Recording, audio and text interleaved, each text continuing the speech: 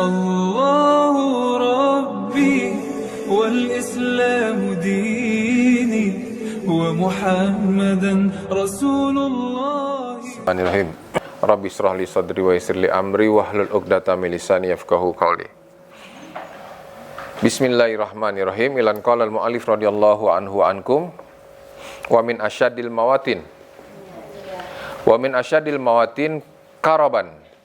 Dan di antara tempat-tempat yang paling dahsyat kesusahan, kesulitannya ala ahlil mauqif bagi masyarakat makhluk yang berada di tempat penantian tersebut, hina ya'murullahu bin nari, ketika di saat Allah memerintahkan malaikat untuk memanggil neraka. Neraka dipanggil, malaikat yang bawa semuanya. Lalu didatangkanlah neraka tersebut dengan dituntun, ditarik sebanyak 70.000 tali kekang. Ibarat kayak anjing itu supaya nggak liar, tali kan. Nah itu ada 70.000 kekangan, diikat semua. 70.000 kekangan. Dan setiap tali kekang itu sab'una alaf malak. Terdapat setiap tali kekangan itu terdapat 70.000 malaikat. Nah, dibawa tuh. Faidza danat min ahlil mauqif, dan ketika neraka itu sudah mulai mendekati tempat pemberhentian penantian tersebut, terdengarlah seperti suara zafiron, gemertak. Lagi ini sih kalau ngebakar sesuatu tuh beletak gitu tuh. Kalau ibu pernah naik gunung itu, kalau lihat lava itu, lava yang panas itu kan bunyi gemeletak gitu tuh. Saking panasnya itu bunyi gemeletak, wasyahikon, dan gemertak suara api yang berkobar-kobar, wazam hajatan, dan suara yang bergelora, bergemuruh. Pernah dengar nggak kayak kompor gas high pressure dinyalakan tuh? Nah ini lebih dahsyat dari itu, suara gemuruhnya itu lebih dahsyat daripada gemuruh suara halilintar. Dan terdengar suara lengkingan, raungan, jeritan. Suara-suara tersebut sangat sekali menakutkan dan mengerikan. Kalau pernah mendengar nonton film horor, ada terdengar suara-suara jeritan aja kita udah takut. Ini suara jeritannya memang suara jeritan yang bukan dibuat-buat, asli suara jeritan. Sehingga orang yang akan nanti mendengarkan suara jeritan tersebut itu otomatis akan takut dan pingsan. Saking mengerikannya dan menakutkannya kondisi di neraka tersebut. Pernah dulu ada penelitian entah di Jerman tadi mana ya, ada lubang tuh katanya sih ada lubang dalam banget, lubang bumi. Terus dimasukkan kayak mic yang sangat sensitif, yang teknologi terbaru tercanggih dimasukkan tuh. Tuh terdengar suara raungan, suara teriakan, rintihan, raungan, gong udah semacam kayak jeritan gitu dari penghuni daripada alam barzah katanya gitu. Tapi kalau dengar dari suaranya memang sangat mengerikan suara jeritannya. Saking sedemikian dahsyat mengerikannya saat pada itu, sehingga para makhluk ketika itu semuanya berlutut ketakutan, berluntut bersimpuh, dan para nabi semua yushfiku, memohon belas kasih daripada Allah Subhanahu wa taala, wa yakhaful alburo, dan orang-orang yang alburo, ahli kebaikan, semuanya juga merasa khawatir, ngeri dengan kondisi seperti itu, mendengar sudah mulai didekati itu iring-iringan daripada yang dibawa neraka tersebut. Hatta sampai, bayangin saking sedemikian dahsyatnya, yang sampai pada level yang paling mulia sekalipun, ketika itu para golongan daripada Rasul yang mulia alaihi salatu wassalam berkata mereka, ya Allah, aku memohon kepadamu yang tidak pernah aku mohon kecuali saat ini mohon keselamatan. Ya Allah, aku memohon kepadamu, Rabbi nafsi la as'aluka ghairaha, ya Allah, aku memohon kepadamu yang tidak pernah aku mohon kepadamu kecuali keselamatan diriku. Tuh, seluruh pada Rasul tuh saking sedemikian dahsyatnya mendengar itu, belum lihat, belum masuk, baru datang mendekat, kondisinya huru-haranya sudah sedemikian, sehingga para Rasul berdoa memohon kepada Allah supaya mohon keselamatan untuk diri masing-masing. Kecuali Rasulullah SAW, kecuali Rasulullah nggak henti-hentinya, nggak nyebut nafsi, tapi mengucapkan ummati. Udah nggak berpikir terhadap keselamatan diri, enggak. Tapi Rasulullah tiada henti-hentinya, la yazal, nggak berhenti-henti berkata ummati ummati. Dan diriwayatkan annahu bahwasanya. Nah, saking sedemikian agresifnya neraka tersebut, diriwayatkan bahwasanya yataqaddamu ilan nar. Itu para makhluk yang sedang mauqif di tempat pemberhentian tersebut dihampiri oleh neraka.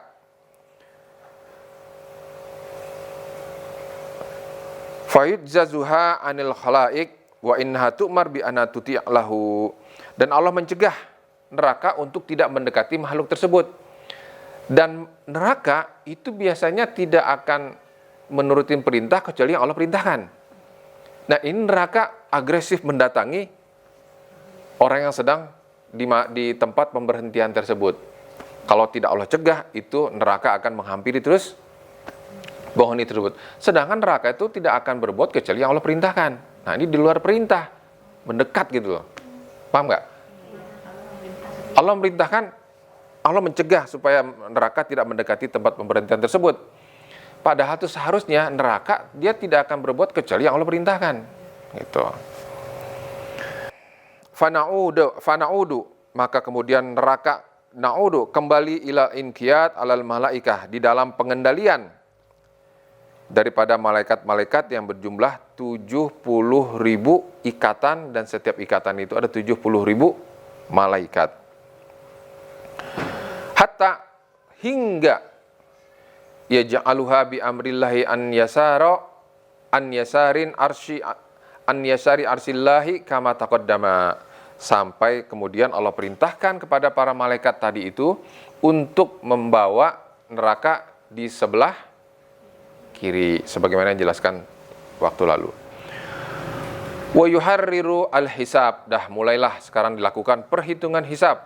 Wa yuqtasu hatta, dan juga tentang pembalasan.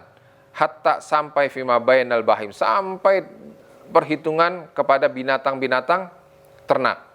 Jadi nggak hanya manusia saja yang akan nanti dimintai pertanggungjawaban, tapi sampai ke binatang ternak. Kama warada innahu yuqadu lisatil jamma'i minal qarnoi, sampai nanti akan disidang ketika kambing yang tidak bertanduk dizolimi oleh kambing yang bertanduk, sampai sedemikian. Sampai nanti ada perhitungan kambing yang tidak punya tanduk dizolimi oleh kambing yang mempunyai tanduk, sampai sedemikiannya.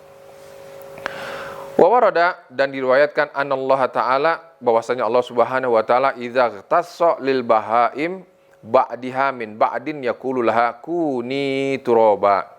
Dan diriwayatkan bahwasanya ketika Allah Subhanahu wa taala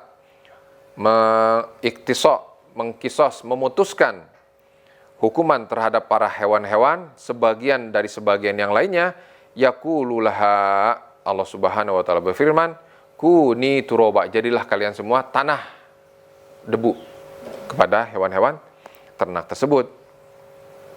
Wa inda dzalika, dan saat yang bersamaan itu juga, yaqulul kafirin, berkata orang-orang kafir, ya laitani kuntu turoba. Nah, kalau lagi tadarus suka baca tuh, ya laitani kuntu turoba, andai saja dulu aku ditakdirkan jangan jadi manusia deh, jadi tanah saja. Kalau jadi tanah kan aku tidak akan dihisap nanti. Nah, saking sedemikian sudah ngerinya di hadapan dia tuh, siksaan yang sedemikian pedihnya, sampai berharap, ya Allah, kenapa dulu saya nggak dijadikan tanah saja? Kalau jadi tanah kan saya nggak akan seketakut seperti ini gitu. Sampai berandai-andai seperti itu. Kama fil ayah al-karimah, sebagaimana ada di dalam ayat surat An-Naba. Tsumma yunsabu al-mizan, kemudian mulailah dibentangkan mizan, timbangan amal, liwaznil amal, untuk menghitung amal-amal makhluk yang ada di tempat pemberhentian tersebut.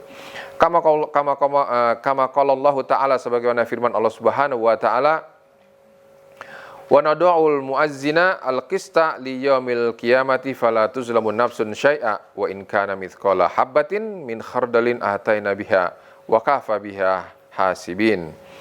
Allah Subhanahu wa taala berfirman, wa nad'u, dan kami akan meletakkan, membentangkan timbangan pada hari kiamat, fala tuzlam, dan sekalipun tidak akan zolim kepada satu makhluk pun, wa in kana, walaupun mengerjakan amal kebaikan 1 biji sawi sekalipun, pasti akan dibalas kebaikan tersebut. Gitu. Kebaikan yang sekecil apapun pasti akan dibalas. Wa kafa bina hasibin, dan cukuplah kami yang akan membuat perhitungan. Allah dan berfirman Allah Subhanahu wa taala, dan bahwasanya timbangan pada hari itu adalah sesuatu yang adil. Dan siapa saja yang berat timbangannya kebaikannya, maka mereka itu adalah orang-orang yang beruntung. Akan tetapi siapapun yang timbangannya nanti lebih ringan timbangan kebaikannya, faulaikal ladzina khasiru, maka mereka adalah orang-orang yang merugi anfusahum, merugikan dirinya sendiri, bima kanu bi ayatina yazlimun, karena mereka dulu disebabkan mengingkari ayat-ayat kami. Lalu mulailah ditimbang tuh amal kebaikan dan amal keburukan seseorang. Faman rojahat hasanatuhu, siapa saja yang timbangan hasanahnya lebih berat dibanding sayi'ah, dibanding timbangan kejelekannya, faza wa sa'ida, maka dia adalah orang yang selamat dan beruntung dan bahagia. Wa man rajahat sayi'atuhu, dan siapa saja yang amal keburukannya lebih berat dibanding amal kebaikannya, khoba, maka dia akan celaka, sudah tidak ada harapan lagi, dan pasti dia akan termasuk orang yang rugi. Nah, kan tetapi orang yang seimbang antara amal kebaikan dan amal keburukannya sama, nah, di mana posisinya nanti nih? Ada tempat namanya A'raf. A'raf itu tempat yang berada posisi di antara surga dan neraka. Kemudian dia akan ditempatkan di surga karena rahmat Allah Subhanahu wa taala. Semata-mata karena rahmat Allah Subhanahu wa taala dia lebih condong dimasukkan ke dalam surga. Bahwasanya ada setiap malaikat yang nanti akan berdiri pada posisi timbangan tersebut, rujiha mizan al-abdu, yang apabila timbangan amal seseorang lebih berat, dia akan berkata. Jadi setiap timbangan itu nanti ada yang berdiri tuh. Timbangan. Wah, timbangan si fulan ini berat, diumumkan. Wah, timbangan si fulan ini ringan amal kebaikannya, diumumkan. Yunadi, maka malaikat itu akan berseru, berteriak. Dengarkan nih, perhatikan. Bahwa seseorang yang bernama Fulan bin Fulan, bahwa timbangan amal kebaikannya lebih berat, maka dia berbahagia dengan kebahagiaan yang tidak akan ada sengsara selama-lamanya. Dan apabila lebih ringan timbangan seseorang hamba tersebut, maka malaikat tadi akan berseru bahwa si Fulan bin Fulan, bahwa timbangannya kebaikannya lebih ringan, maka dia celaka dengan kondisi celaka yang tidak akan ada kebahagiaan setelah itu. Dan adapun hadis yang mengatakan ada 99 catatan kesalahan, dan dia termasuk adalah umat daripada umat Nabi Muhammad SAW. Nah, setelah selesai masa penimbangan tersebut, maka dibentangkanlah jembatan neraka, Sirat. Nah, jembatan neraka mulai dibentangkanlah alabat di Jahannam sampai ke ujung neraka Jahannam. Dibentangkanlah tuh neraka sampai ke ujung neraka Jahannam. Wa yu'mar nas bijawazi alaihi, dan diperintahkanlah seluruh makhluk untuk melewati jembatan neraka tersebut. Waqat waroda, dan sungguh telah diriwayatkan annahu, bahwasanya jembatan neraka tersebut ahaddu minas saif, lebih tipis daripada pedang, dan lebih tipis lagi dibanding sehelai rambut, lebih tajam dibanding sebilah silet, dan lebih tipis dibanding sehelai rambut. Berarti nggak kelihatan itu, nggak kelihatan. Jadi jangan bayangin nanti nyari-nyari gitu ya, mau ngelangkah kecemplung, nggak kelihatan. Ya rambut kita aja ini dibelah 7 lagi kan katanya, saking sedemikian tipisnya.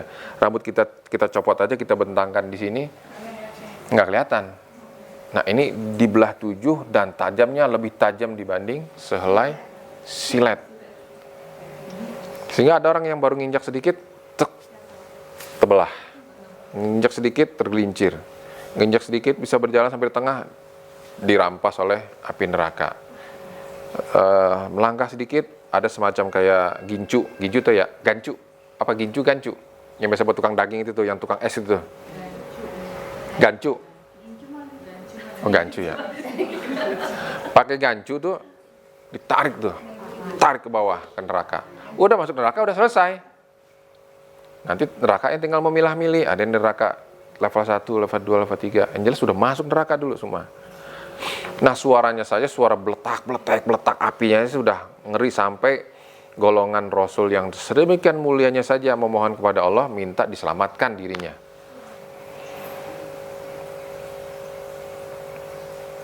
Faman kana, dan siapa saja yang akmalu imanan, imannya yang sempurna, wa asra'u fi taatillah, dan dia segera menyegerakan taat kepada Allah, khafa 'ala sirat, maka akan merasa ringanlah dia untuk melewati jembatan neraka tersebut. Maka dia melewatinya seperti kilatan yang menyambar, cepat gitu.